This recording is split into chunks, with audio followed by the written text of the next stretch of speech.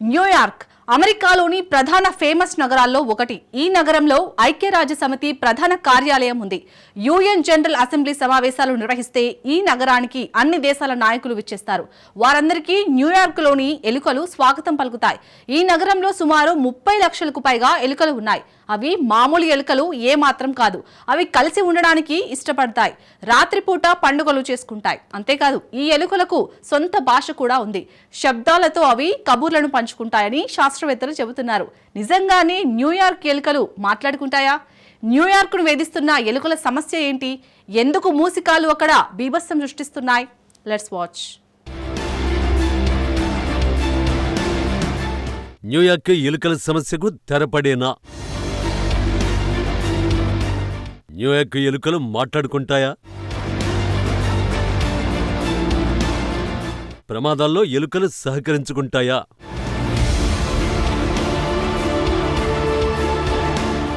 New York నిత్యం జనాల రద్దీతో వీధులని కిటకిటలాడే America నగరం. వంటకాల సువాసనలు ఉర్రు తొలగించే సంగీతం న్యూయార్క్ను హోరెత్తిస్తుంటాయి. కానీ రాత్రైతే మాత్రం అక్కడి ప్రజలు టెన్షన్ పడుతున్నారు. పార్కులు, సబ్వేలు, కబ్బోర్డ్లు ఒకటేమిటి, ఈ నగరంలో ఎక్కడ చూసినా పరుగులు పెడుతున్న ఎలుకలే దర్శనమిస్తాయి. కొందరు వాటిని చూసి చూడనట్టు వదిలేస్తున్నారు. కానీ ఎక్కువ శాతం మంది మాత్రం ఎలుకల్ని చూసి భయపడుతున్నారు.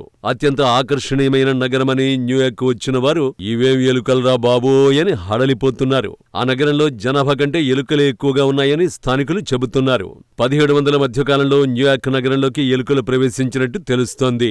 అప్పట్లో బ్రిటిష్ నౌకల నుంచి అవి అమెరికాకు చేరుకున్నట్టు అంచనాలు వేస్తున్నారు. తాజా నివేదికల ప్రకారం 30 లక్షల మేర ఎలుకలు న్యూయార్క్లో ఉన్నట్టు తెలుస్తోంది.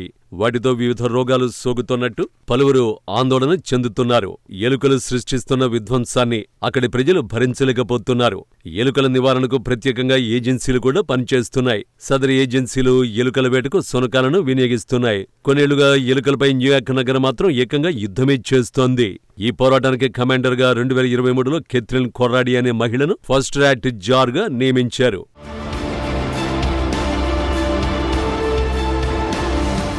ఎలాంటి వాహనాలు లేకుండానే న్యూయార్క్ అంతటా ఎలుకలు సంచరిస్తాయి. వీటిని అత్యంత దుర్మార్గమైన శత్రువుగా న్యూయార్క్ ప్రజలు పేర్కొంటారు. ముదురు గోధుమ రంగులో ఉండే ఎలుకలపై న్యూయార్క్కు ఎన్నికైన ప్రతి మేయర్ యుద్ధం చేస్తున్నారు. ఈ పోరాటంలో ఎక్కువ శాతం మేయర్లే ఓడిపోతున్నారు. ఎలుకలకు దాగుడు మొత్తలాడటం బాగా తెలుసు. ఎక్కడికక్కడ అవి తప్పించుకుపోవడానికి మార్గాలను వెతికి పెట్టుకున్నాయి. అయితే ఇప్పుడు వాటిపై పోరాటానికి తొలి ర్యాట్ జార్ కెథ్రిన్ కొర్రాడి యుద్ధానికి దిగారు. ఒకప్పుడు ఆమె ఎలుకల నివారణపై ప్రచారం చేసిన కార్యకర్త. ప్రాథమిక పాఠశాలలో ఉపాధ్యాయురాలిగా కూడా పనిచేసిన అనుభవం ఉంది. ఇప్పుడు ఆమె లక్షలాది ఎలుకలపై యుద్ధం చేస్తున్నారు. ఎలుకలను ఎలా నివారించాలో కొర్రాడి ప్రజలకు అవగాహన కల్పిస్తున్నారు. ర్యాట్ వాక్స్ పేరుతో కార్యక్రమాలు నిర్వహిస్తున్నారు. ఇందులో పాల్గొనేవారు ఎలుకల ప్రవర్తనను తెలుసుకుంటున్నారు. ఎలుకలను నివారించేందుకు వాటి గర్భనిరోధక ప్రయత్నాలను కూడా చేశారు. కానీ ఎలుకల పీడ మాత్రం న్యూయార్క్ను వదల్లేదు. దీంతో కెథ్రిన్ కొర్రాడిని న్యూయార్క్ పాలకవర్గం తొలగించింది. దీంతో మళ్లీ ఎలుకలు రెచ్చిపోయాయి. నగరమంతటా స్వైర విహారం చేస్తున్నాయి. న్యూయార్క్లో ఎలుకల ఆగడాలు రోజురోజుకు పెరుగుతున్నాయి. వాటికి సంబంధించిన ఫిర్యాదులు వెల్లువెత్తుతున్నాయి.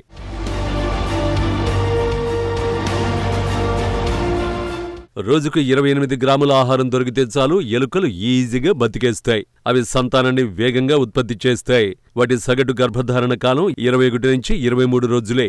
అంటే నెలలోగా సుమారు 8 పిల్లల్ని పెడతాయి. 5 వారాల తర్వాత ఆ పిల్లలు కూడా భారీగా సంతానాన్ని ఉత్పత్తి చేస్తాయి. న్యూయార్క్ రాష్ట్రంలో 2 రకాల ఎలుకలు ఉన్నట్టు నివేదికలు చెబుతున్నాయి. జన్యుపరంగా వాటిలో తేడాలున్నట్టు నిపుణులు స్పష్టం చేస్తున్నారు. ఎలుకలు స్థానిక న్యూయార్క్ ప్రభుత్వానికి తలనొప్పిగా మారాయి. ఎలుకలపై న్యూయార్క్ మేయర్ ప్రత్యేక దృష్టి సారించారు. చెత్తకుండీల వద్ద ఇష్టారాజ్యంగా ప్రజలు చెత్తను పడేయడంతోనే ఎలుకలు అభివృద్ధి చెందుతున్నట్టు ప్రభుత్వం గుర్తించింది. మూషికాలను అరికట్టేందుకు 2017లో $3,20,00,000 న్యూయార్క్ ప్రభుత్వం కేటాయించింది. బిగ్ బెలీ పేరుతో నగర వ్యాప్తంగా 336 సోలార్ చెత్తకుండీలను ఏర్పాటు చేసింది. దీంతో వాటిలోకి ఎలుకలు చొరబడే అవకాశం లేకుండా పోయింది. అంతేకాకుండా చెత్తను ఇష్టారాజ్యంగా పడేస్తే భారీ జరిమానాలను విధిస్తామని న్యూయార్క్ ప్రభుత్వం హెచ్చరించింది. ఈ డస్ట్బిన్లు అంత ప్రభావాన్ని చూపించలేకపోయాయి. అయినా విషం కలిపిన ఆహార పదార్థాలను బొరియలు ఇళ్లలోకి చొరబడే అవకాశమున్న ప్రదేశాల్లో పెట్టారు. కానీ ఎలుకలు మాత్రం తెలివిగా వాటిని తినకుండా తప్పించుకుంటున్నాయి.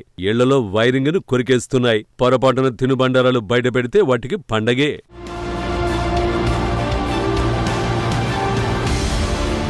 ఎలుకలపై ఎవరైనా దాడికొస్తే అవి ఈజీగా తప్పించుకుంటున్నాయి. ఒక ఎలుక మరొక ఎలుకకు సమాచారమిచ్చి సహకరించుకుంటున్నాయి. ఈ తీరే శాస్త్రవేత్తల్ని ఆలోచనల్లో పడేసింది. కొత్త పరిశోధనల ప్రకారం న్యూయార్క్లోని లక్షల ఎలుకలు స్వయంగా మాట్లాడుకుంటాయట. అవి ఒకదానికొకటి సహకరించుకుని సాంఘికంగా జీవించేందుకు ఇష్టపడతాయని తెలిసింది.